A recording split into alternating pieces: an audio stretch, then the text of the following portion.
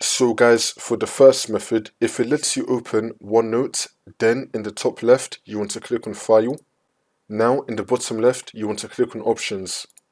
And now once we're here, you want to go to the Save and Backup tab. You want to scroll down until we find Cache File Location. You want to copy this path. So you want to highlight it, right click on it, and then copy. Next, you want to go to Search and type in File Explorer. Click on it.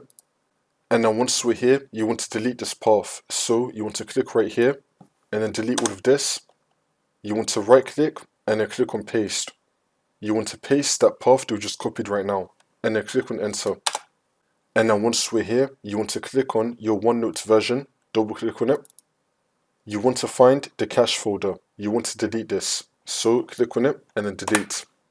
If it says you can't delete it, it's because you still have OneNote open. So you want to close OneNote.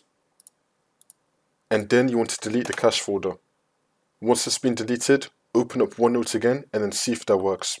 If that's still not working, then for the second method, you want to open up OneNote and then in the top left, you want to click on File. And now in the bottom left, you want to click on Options. And now once you're on this, you want to go to the Add-ins tab. Next to Manage, click on the drop down, select COM Add-ins and then click on Go. Make sure that you have no add-ins selected right now. If you do, then click on it and then click on Remove. For the last method, you want to go to Search and type in Add Remove Programs. Click on it.